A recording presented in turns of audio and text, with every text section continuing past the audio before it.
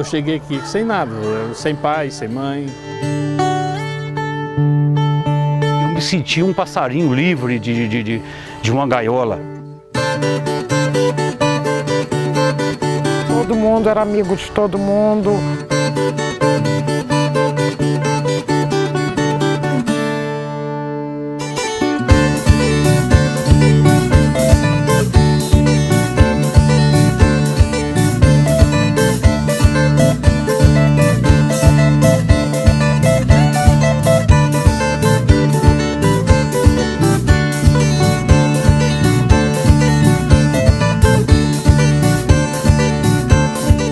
Patronato que veio de Visconde Umaá, que é um distrito de Resende, e que pegavam meninos assim, desajustados, né?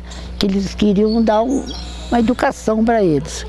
Não é bem uma escola de correção, assim, um benefício para eles. Os patronatos agrícolas são uma instituição, fazem parte de um grupo de instituições que foram criadas na transição entre o Brasil colônia e a República, e havia duas correntes, uma que defendia o ensino técnico industrial e o outro grupo, remanescente ainda do Brasil colônia, do modelo agroexportador, que defendia o modelo da produção agropecuária, uma economia baseada na agropecuária. O presidente Nilo Peçanha, ele assumiu a presidência da República na época e criou as primeiras 19 escolas de aprendizes de artífices do Brasil, treinando eles algum ofício como marceneiro, como mecânico, como sapateiro, como alfaiate, etc. E a instalação se realizou no ano de 1920, quando vieram para cá os primeiros alunos vindos do Rio de Janeiro. Esses alunos, eles eram meninos carentes, existentes, que perambulavam pelo Rio de Janeiro e que o patronato se transformou então no local ideal para que pudesse dar a esses meninos uma educação e fazer com que eles voltassem para o seio das suas famílias e da sociedade. Eles escolheram aqui colônia, né? O governo comprou umas terras para poder instalar aqui, e colônia porque aqui tinha imigrantes de vários países. Aproveitando a fertilidade do solo em Ouro Fino, o governo federal instalou o aprendizado agrícola Visconde de Mauá, destinado aos filhos dos lavradores. De manhã cedo, ei-los disciplinados, marchando para o campo. O patronato se transformou numa exigência para que pudesse justamente ajudar a todos os colonos, como eram chamados os imigrantes à época, para que houvesse uma educação agrícola para todos os proprietários dos lotes rurais. Que esses meninos eram para trabalhar na agricultura, ensinar eles a trabalhar na agricultura. Quando eles vieram, eles ganhavam tudo. Ganhavam uniforme, que era uma farda, sapatão, sabe, alimentação. Sempre teve assim assistência médica, dentária. Num decreto que criaram 3 patronatos agrícolas, uma das características era que esses patronatos fossem interiorizados, não fossem perto dos grandes centros urbanos. E aí veio a escolha de Inconfidentes, na época povoado que pertencia ao município de Ouro Fino. Como aqui já havia uma estrutura administrativa, que era o núcleo colonial para a distribuição de terras para imigrantes, então essa estrutura administrativa do núcleo colonial foi aproveitada para a criação do patronato agrícola.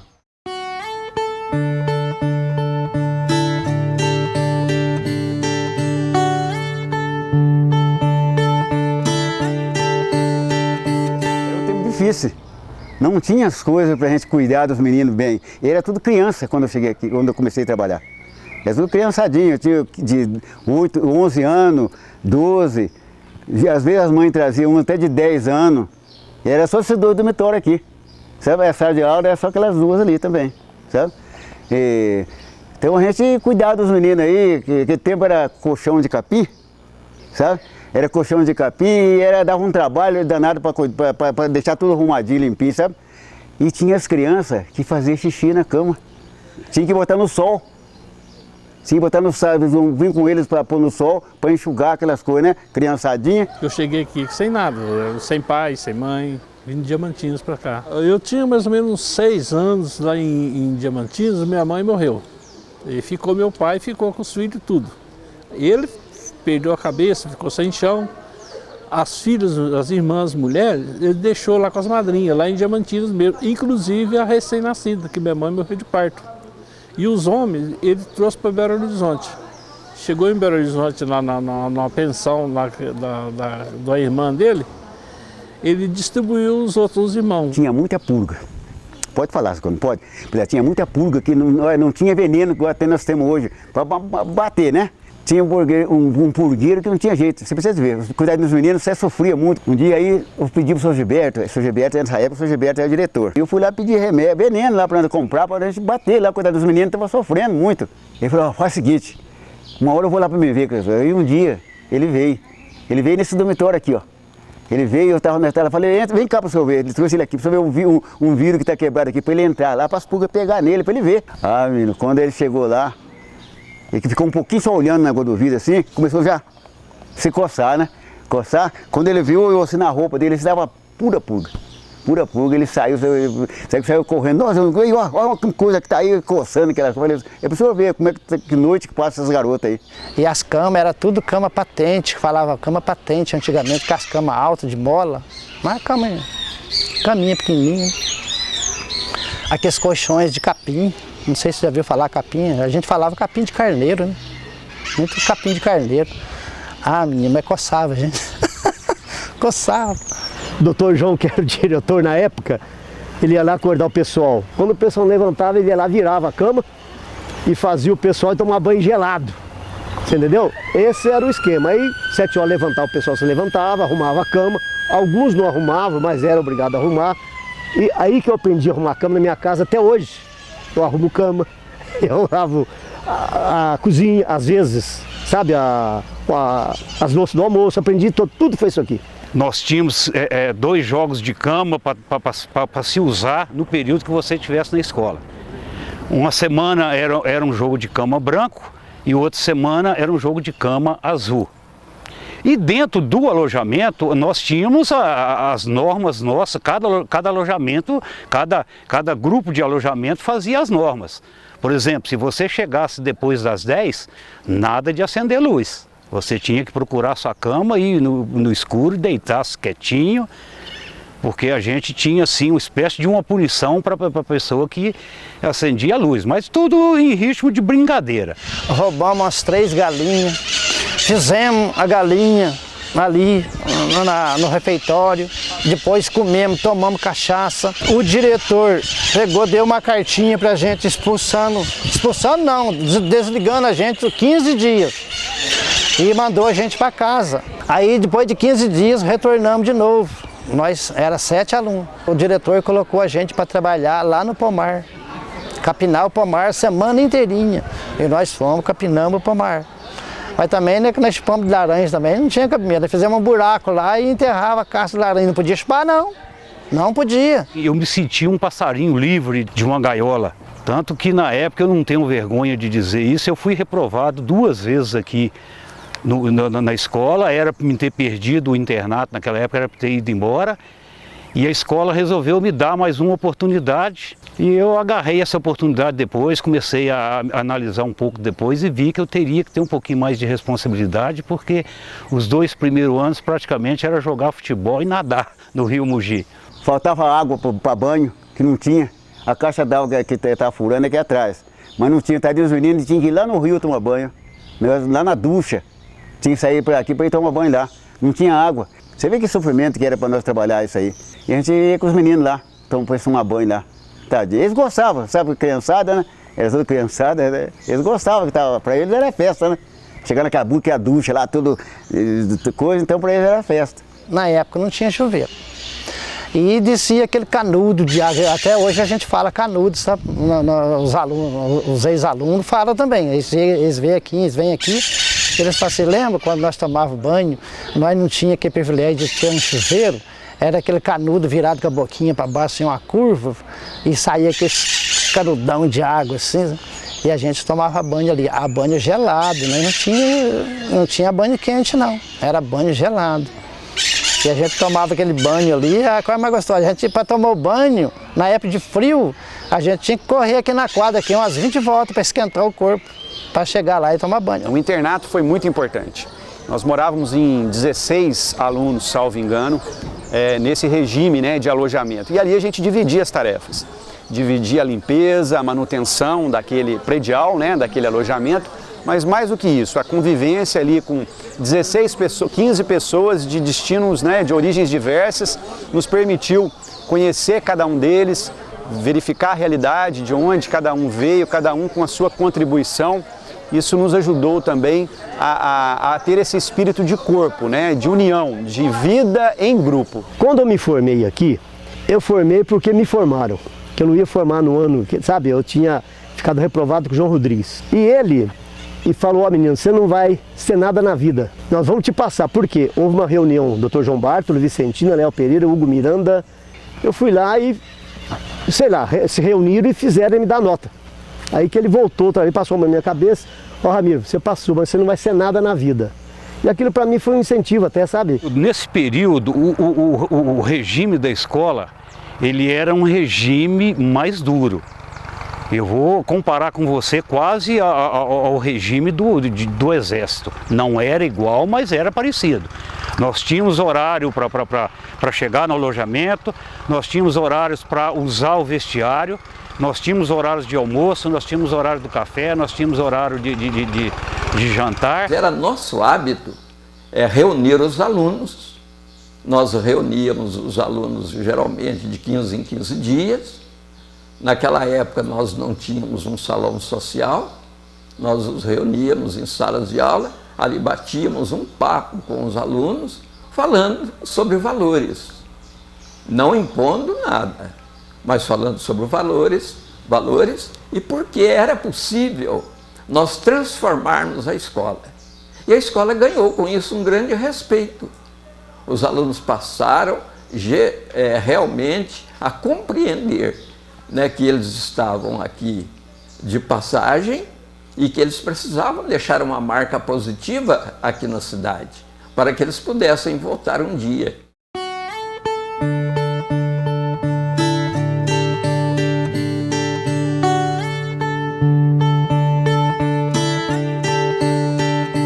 Eu me lembro do meu tempo, de 59, os professores eram bem exigentes, excelentes professores, eram educadores, porque tem o professor e o educador. Então, juntando as duas coisas, é que se tenha uma boa educação, uma boa formação. E os nossos alunos, quando saíram daqui, iam enfrentar as escolas técnicas, os primeiros colocados eram os nossos alunos. Isso nos dava muita satisfação.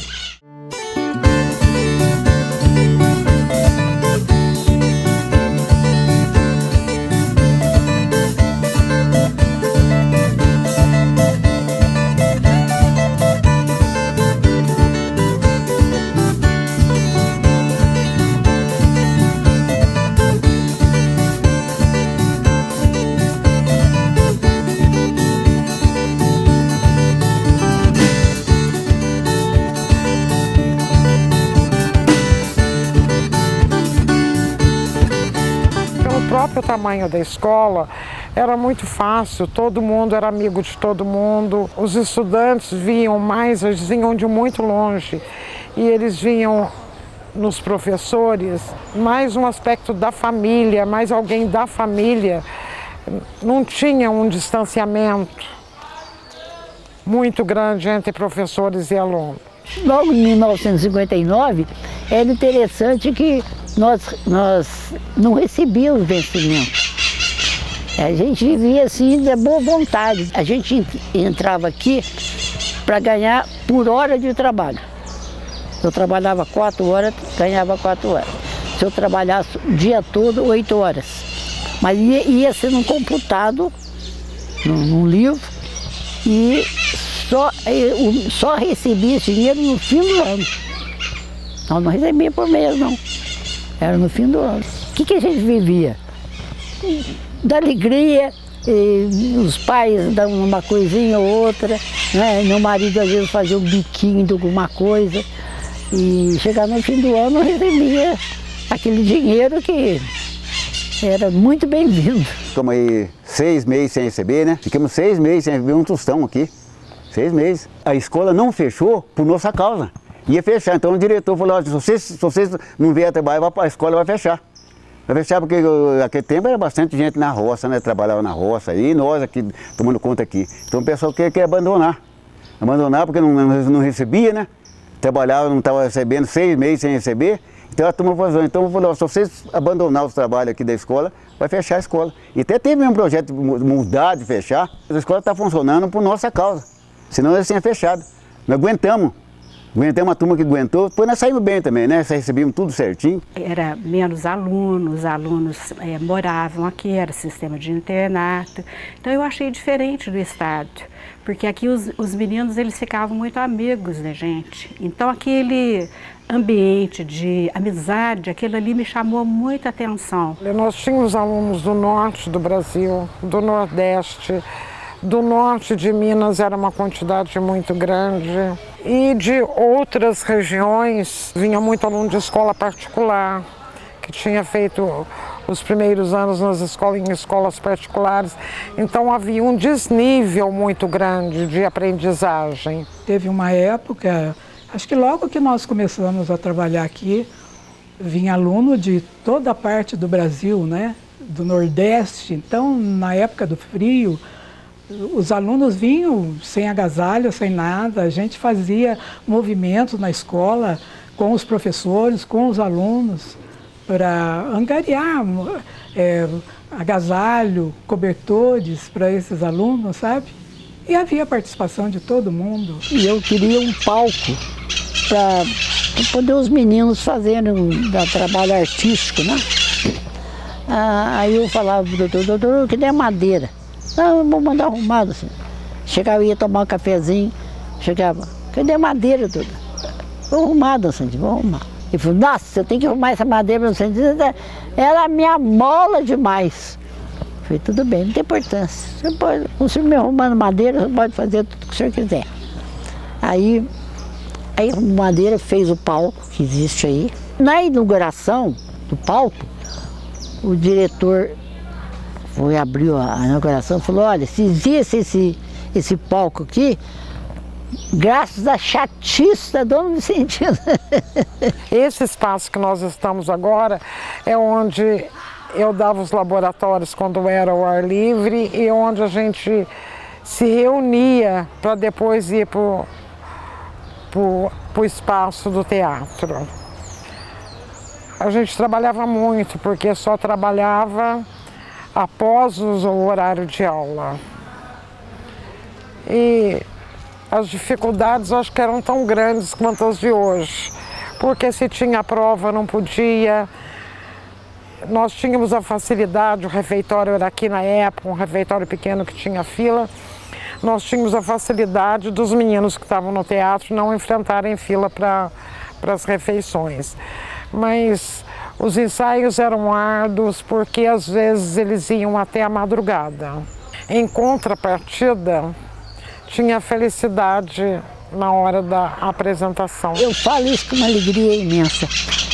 Nós fazíamos do Natal uma confraternização muito bonita e tinha o seu Pistelli, que a gente punha ele de Papai Noel, ele vestia de Papai Noel, e aí entrava na festa lá e tal, e com um saquinho de presente, nós pedíamos dinheiro. Ah, eu não dou presente, eu peço tal. E a gente dava um dinheirinho lá, vamos pôr um saquinho de Papai Noel para aqui. Aquele dinheiro a gente dava para um funcionário que às vezes estava numa situação ruim. Durante algum tempo eu fui professora orientadora do Centro Cívico e a gente fazia as reuniões toda quarta-feira, sessões cívicas. Os alunos que apresentavam, sabe, os números. Sempre havia uma disponibilidade muito grande dos alunos, havia um respeito muito grande, porque a gente cantava o hino nacional, apresentava alguns números cívicos. A colaboração dos alunos, o respeito que eles demonstravam, então isso era eu acho que era muito importante. O grande desafio foi com o passar do tempo, que foram acontecendo as mudanças.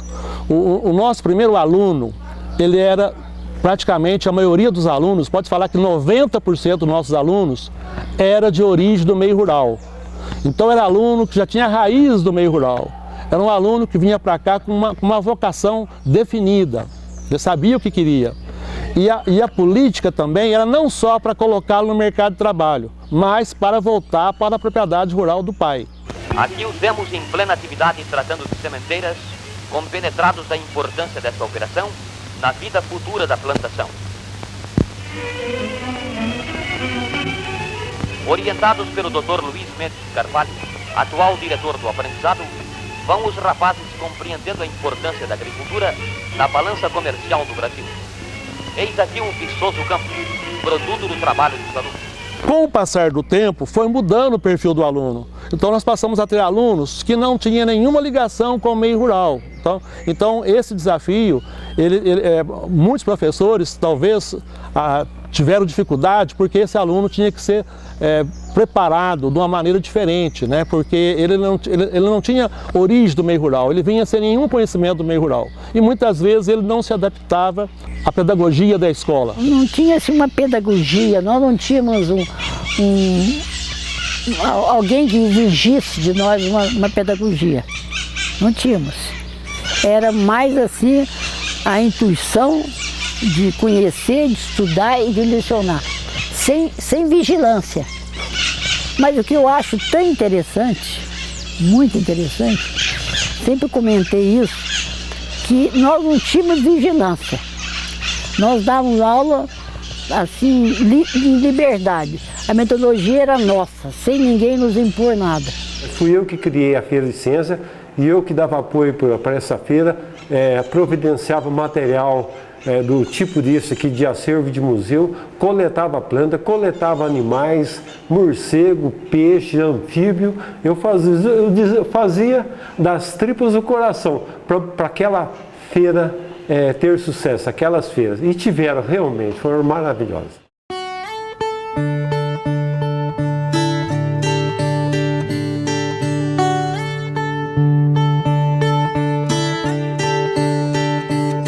Eu procurava fazer o melhor, né, para o funcionário. Então ia sobrando os pães, né, do café, ia ficando aqueles pães duros, eu não desfazia, Aí quando tinha uma quantia, eu pegava e fazia um bolo, assim, um mata-fome, né, que faz de pão velho e coisa, para servir para os professores, funcionários.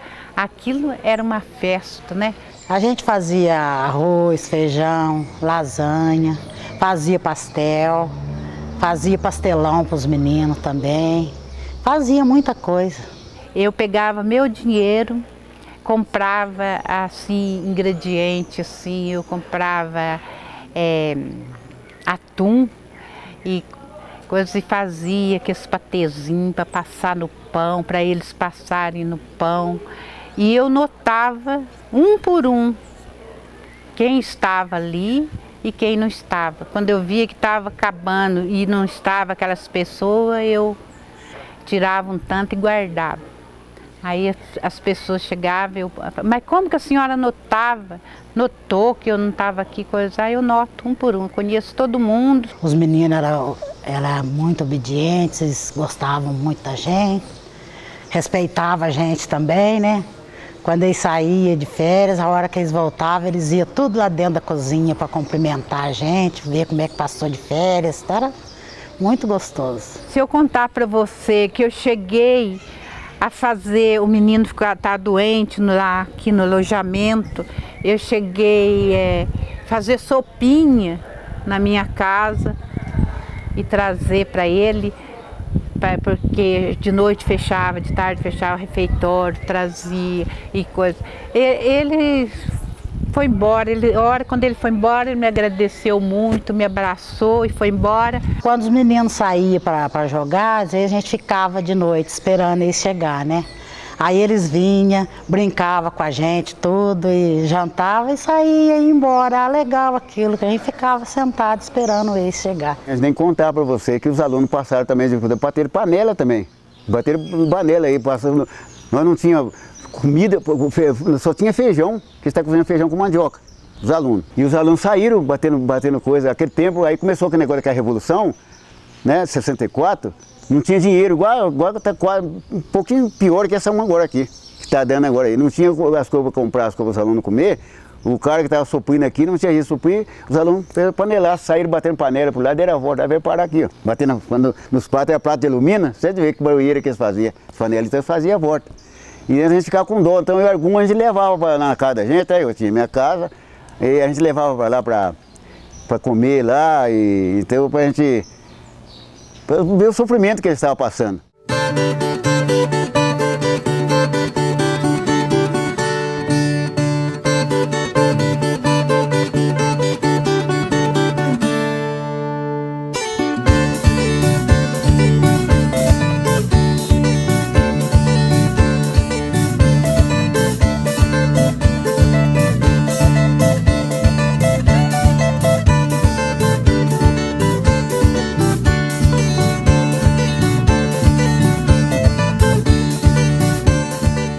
O laboratório dos alunos nos primeiros anos era a fazenda.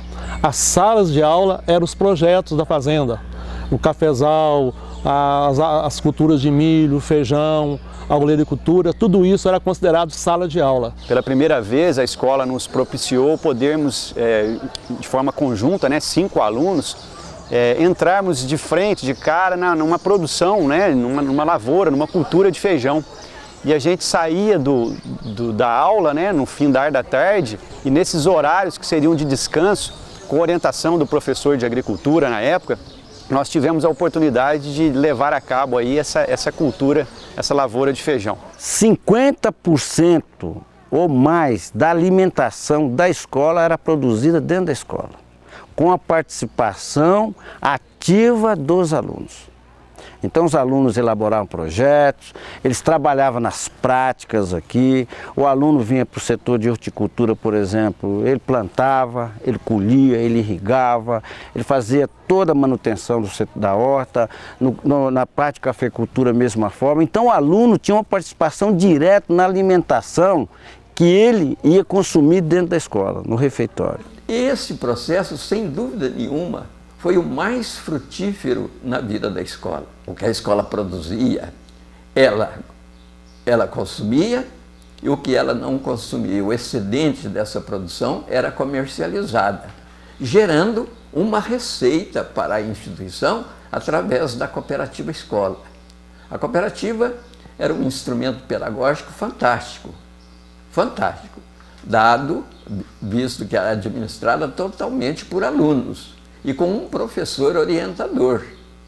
E ali ela contabilizava toda a produção e toda a arrecadação que ia para o fundo agropecuário. Não só a agricultura é ensinada aos rapazes. Aqui aprendem também, em bases gerais, métodos modernos de pecuária. O governo, interessado na melhoria de nossos rebanhos, fornece ao aprendizado animais de raça, para os rapazes compreenderem a vantagem que advém das várias raças.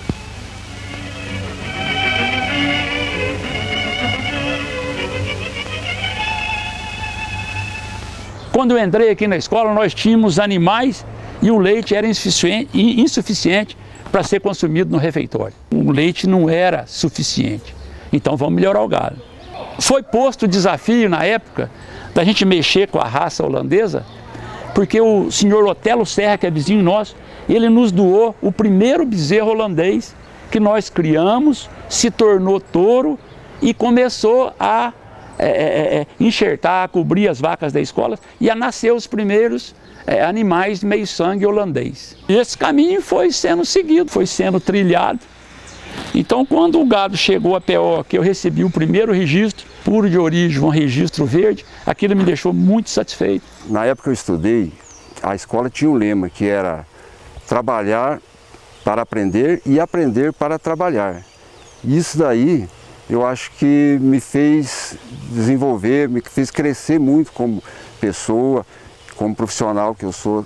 Hoje eu também cuido da parte de agricultura. A gente tinha aula teórica lá nas salas de aulas e aqui na fazenda a gente cultivava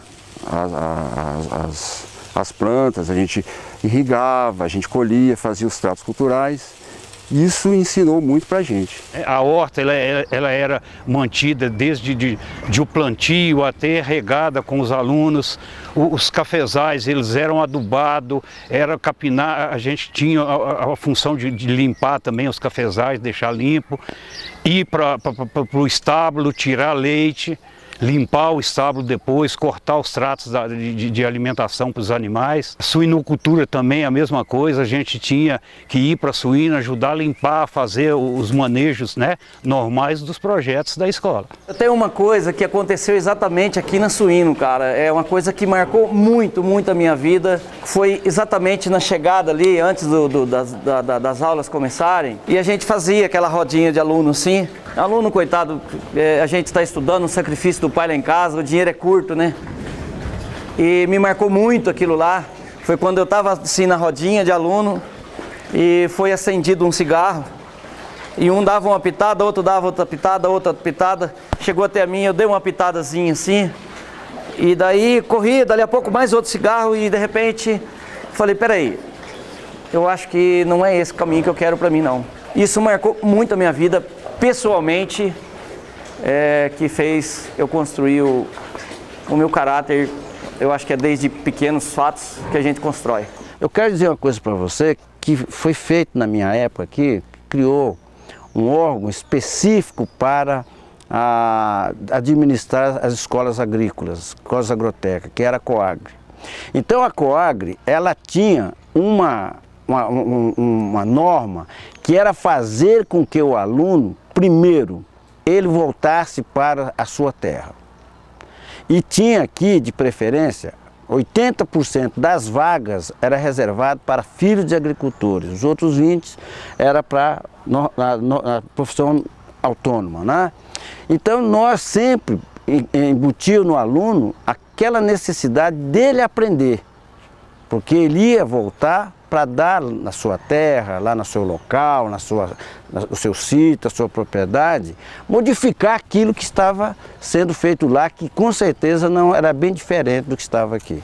E foi através dos ensinamentos que eu tive aqui, desde o tempo do ginásio, que era o professor Clodoaldo, ele era da parte agrícola, ele tinha o projeto dele de café, eu comecei a apaixonar pelo café através do Instituto, tudo que eu aprendi aqui. E até hoje eu tenho postilas lá do tempo do ginásio lá, que fala sobre as pragas do café, até hoje eu tenho, aproveito o que está escrito ali. Era épico você, por exemplo, chegar na fazenda da escola, em qualquer atividade da escola, ali estavam envolvidos 30, 40 alunos, e todos com satisfação, trabalhando, mostrando o seu trabalho e aquilo que estavam aprendendo. Era muito importante. E tanto que nós recebemos na época, muitas pessoas de fora, de outros países, que vinham conhecer o nosso ambiente de produção e trabalho.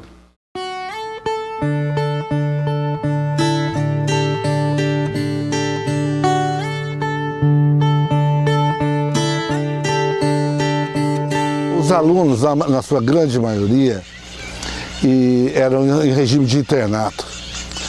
E de maneira que a gente tinha um aluno em nossas mãos o tempo todo, né?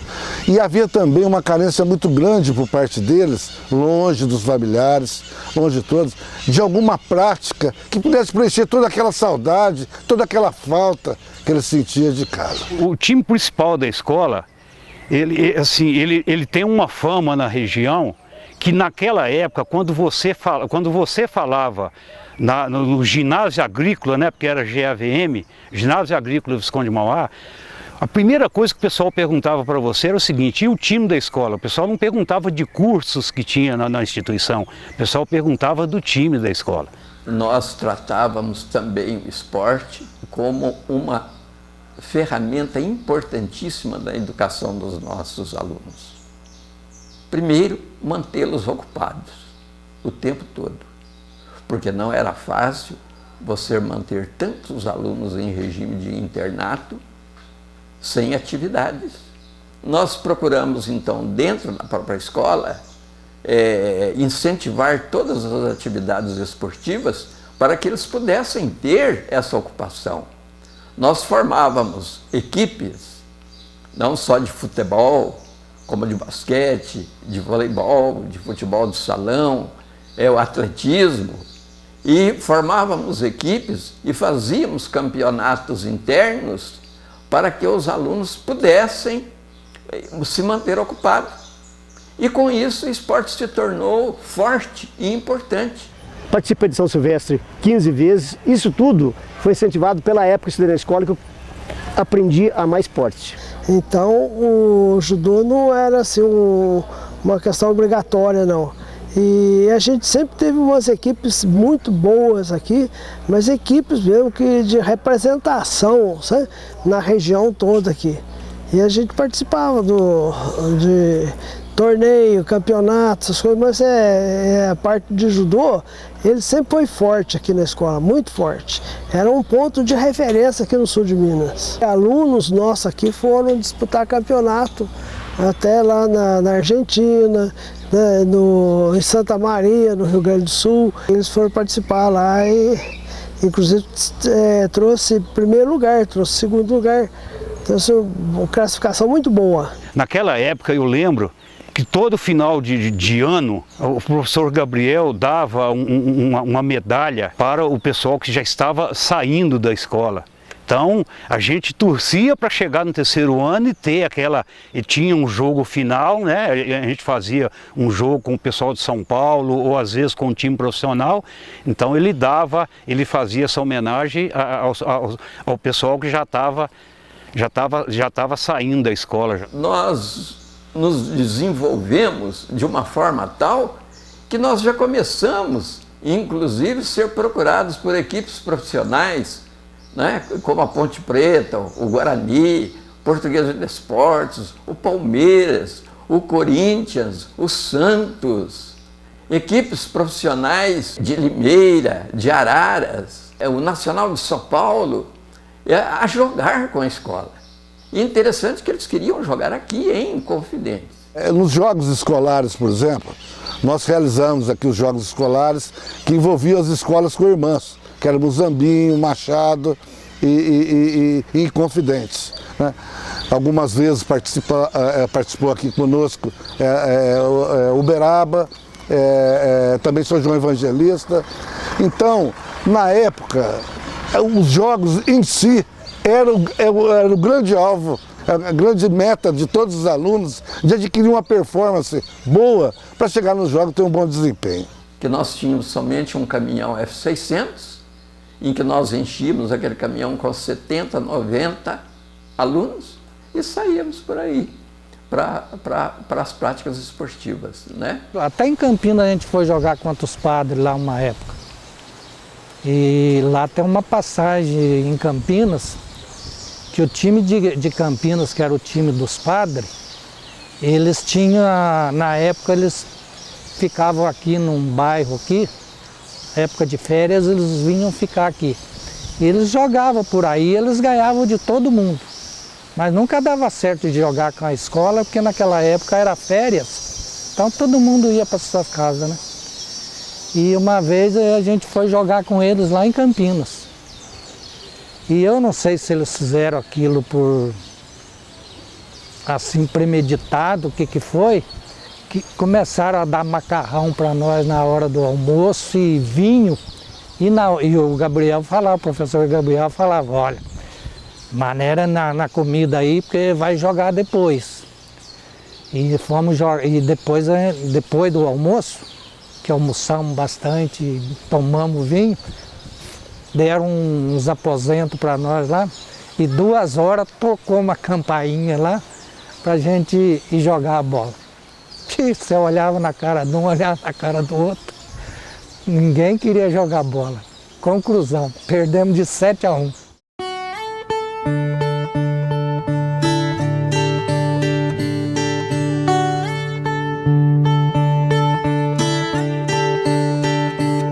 Eu sei que a fanfarra aqui, ela tinha muito pouco instrumento na época, que eram poucos instrumentos.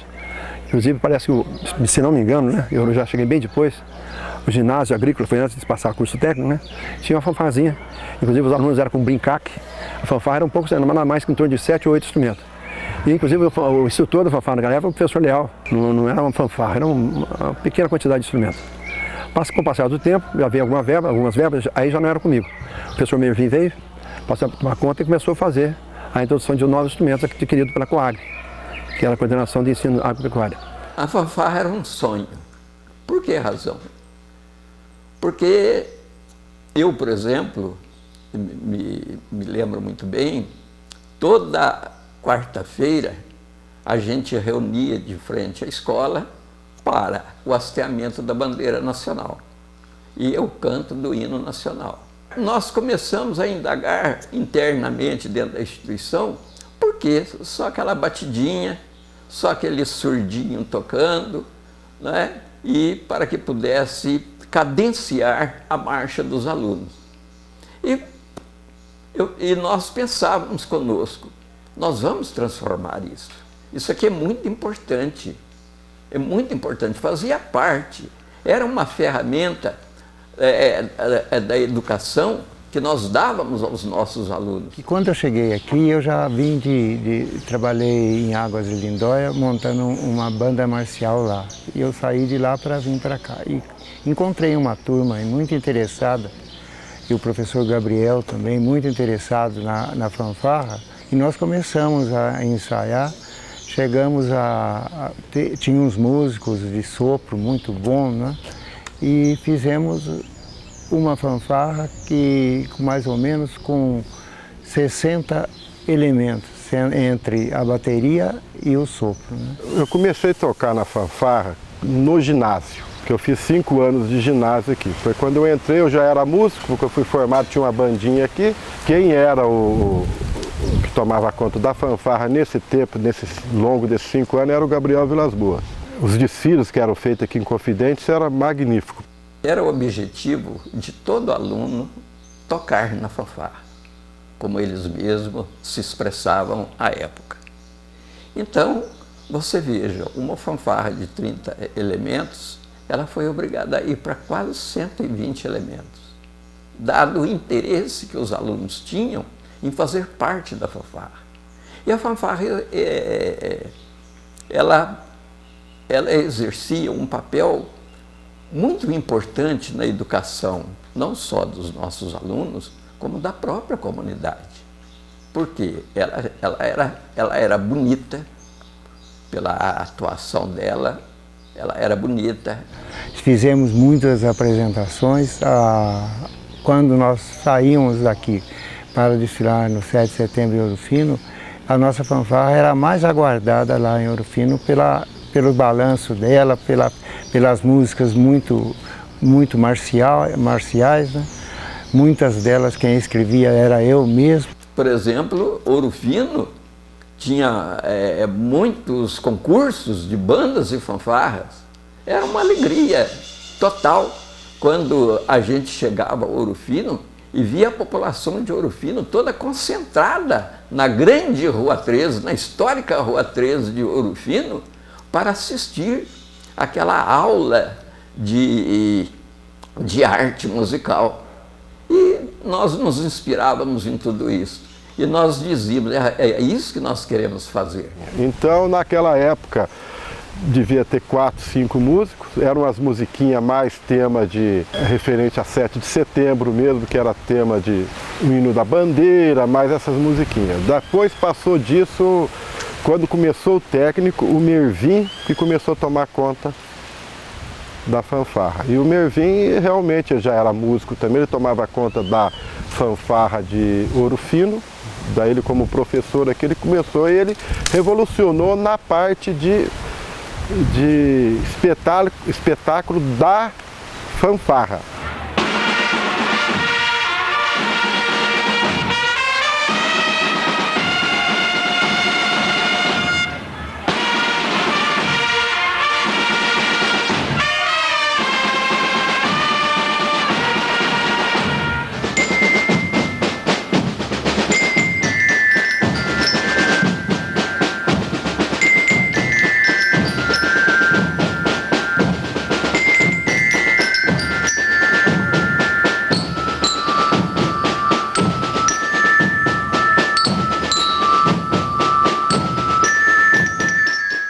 Eram momentos esperados por todos, né? Porque a apresentação, os nossos uniformes, o professor Gabriel tinha uma dedicação especial com o uniforme da fanfarra, e o som, a música, tudo mais, tudo era agradável, tudo era de lembrança que não sai. Eu gostava realmente.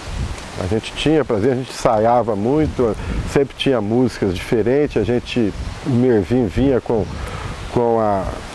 as partituras, a gente primeiro ensaiava os músicos para depois ensaiar junto com a fanfarra. Quando tinha ensaio, estava todo mundo treinando, falando, um discutindo com o outro como é que fazia isso, como é que fazia aquilo, os movimentos também da zabumba, tudo era discutível, mas assim, não tinha mandar.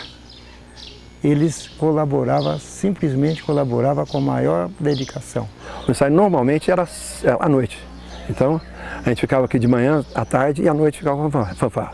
E a gente não ganhava nada mais por isso, não. A gente ganhava por amor à arte mesmo, né? A gente participava dos ensaios, vinha, né? Não perdia ensaio. Ficava até a noite, levava alguns alunos embora para o Ouro Fino, que era de Ouro Fino, e sempre assim à noite, para não atrapalhar o estudo do aluno. E lógico que quando aproximava o desfile, 7 de setembro, a gente procurava fazer, às vezes, até sábado. Era difícil quando os alunos, porque muita gente viajava, mas chegava a fazer até o ensaio sábado. Fazia ensaio separado, instrumento de sopro, né? Depois introduzia marimba, fazia tudo assim separado e depois fazia o conjunto.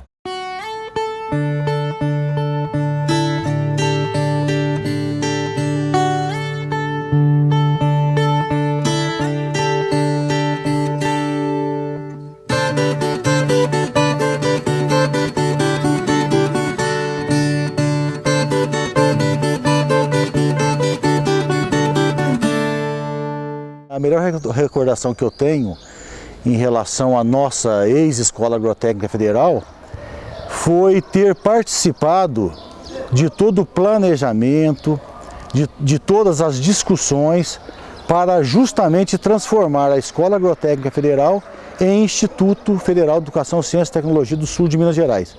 Todo esse processo, ele durou aproximadamente 2 anos, né, desde 2007, quando nós iniciamos as discussões, e ele se prolongou até o finalzinho de 2008, quando finalmente, no dia 29 de dezembro de 2008, o presidente da República, Luiz Inácio Lula da Silva, assinou a transformação de todas as escolas agrotécnicas federais do Brasil em institutos federais. Então, o modelo do instituto, ele foi lançado pelo governo e surpreendeu as unidades escolares. Em que sentido foi criado o Instituto? O governo, na época, tinha uma ideologia de formação, na qual tinha a intenção de que se juntasse ciência, tecnologia, trabalho e cultura como dimensões formativas indissociáveis. E, decorrência disso, teríamos uma concepção de formação que formaríamos o indivíduo tanto para inserção no mundo do trabalho quanto para o exercício pleno da cidadania. As unidades existentes na época tinham dificuldade de fazer essa conjugação de dimensões de formação. E aí as antigas escolas técnicas e agrotécnicas faziam bem esse papel. Essa foi uma mudança também significativa. Em princípio, eu mesmo não fui muito favorável para passar assim abruptamente das agrotécnicas para o Instituto Federal. Porque toda a estrutura da escola estava montada para um perfil de aluno, ou seja, setor primário. Então os cursos técnicos, ao meu ver, na minha colocação na época, seria somente cursos técnicos ligados ao setor primário. Agricultura, zootecnia, agroindústria, florestal, né, segurança do trabalho rural, o tecnólogo ligado da mesma área, o que não foi possível. Então abriu-se um leque e introduziu cursos de áreas diferentes. E isso aí começou a perder um pouco a qualidade. A preocupação foi muito com quantidade de cursos e quantidade de alunos, né? Sem dúvida nenhuma foi um grande avanço, né? O Brasil, as nossas escolas ganharam uma missão maior, mais importante e, consequentemente, abriu para as populações mais carentes, né, os cursos, a oportunidade de fazer um curso superior. Para a gente transformar isso numa coisa maior, aonde a escola iria perder a autarquia, mas a reitoria ia ganhar dela do Instituto Federal, foi muito difícil para passar isso, principalmente para os servidores, professores, porque na época todo mundo achava que nós iríamos perder, vamos dizer assim, o poder. E aí nós tivemos na época dois sentimentos recorrentes. O primeiro era uma euforia, uma expectativa boa, no sentido de que o Instituto possibilitava a ampliação de oferta de graduações, pós-graduação, o ensino e a pesquisa também estavam incluídos nas finalidades do Instituto, e isso gerava uma expectativa positiva na comunidade escolar. Por outro lado, né, vamos dizer assim, uma apreensão muito grande, visto que se tratava de uma institucionalidade completamente nova e desconhecida. Você abriu a escola, você preocupou com a inclusão social, você passou a atender um maior número de clientela. Você abriu o leque para todos os cursos, isso é importante, ou seja, a sua estrutura física começou a ser usada de uma maneira mais correta, de uma maneira com maior eficácia, com maior eficiência, atendendo um número maior de alunos e de curso. Então essa é a parte positiva. O Instituto Federal, depois que ele foi instituído, o que mudou mais radicalmente falando foi que novos funcionários, né, se integraram a esse complexo aqui de ensino. E antes era um grupo menor, então parece que é o grupo mais unido, mais fraterno, sabe? Ficou mais difícil o acesso às pessoas aqui, né? Os institutos federais, é bom que se diga, eles estavam inseridos na época num programa do governo chamado Programa de Aceleração do Crescimento. E este programa dispunha de grande volume de recursos, tá certo? E aí nós fomos beneficiados, e pelo menos no momento inicial da criação dos institutos, com um volume muito grande de recursos, que possibilitou a ampliação da infraestrutura física e a ampliação do quadro de docentes e servidores. Foi um tempo de mudanças que a gente teve que saber administrar esse tempo de mudança. E criamos novos cursos, engenharia de alimentos, engenharia agronômica, engenharia de agrimensura, sabe? Construímos vários. Nós tínhamos uma deficiência muito grande, a questão de salas de aula, laboratório, sala de professores. Nesse período nós construímos várias salas de aula, vários blocos de sala de aula, laboratórios, construímos a CPA, Centro de Procedimentos Ambientais, Laboratório de Produção Vegetal, Microbiologia, Laboratório de Química. Nós tínhamos passado por uma eleição, onde foi eleito presidente, governadores. A presidente Dilma foi reeleita e a partir do momento que ela foi reeleita começou-se uma crise política muito forte e isso deflagrou em 2015 uma crise econômica mais forte ainda. Nesse período nós fizemos o quê? Levantamento de tudo que está acontecendo, nós otimizamos tudo que nós pudemos e priorizamos. Priorizamos o quê? Investimento nos cursos.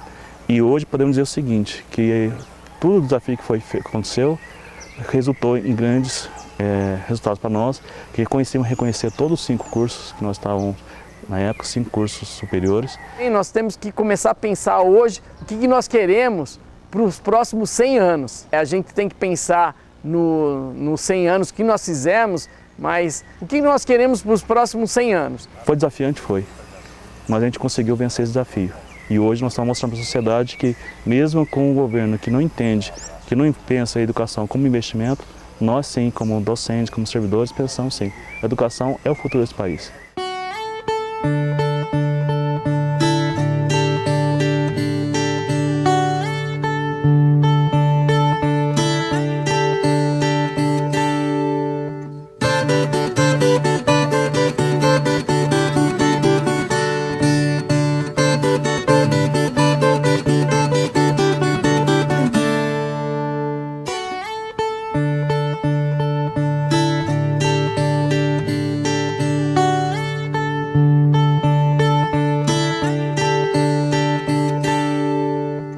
quero sempre relembrar que essa querida e amada escola é, sem dúvida nenhuma, o ponto alto, o objetivo de tudo aquilo que realizamos durante a nossa vida de trabalho e que mereceu de todos nós a nossa total atenção para que ela pudesse chegar aos dias de hoje com a grandeza que ela tem na construção de uma nova sociedade.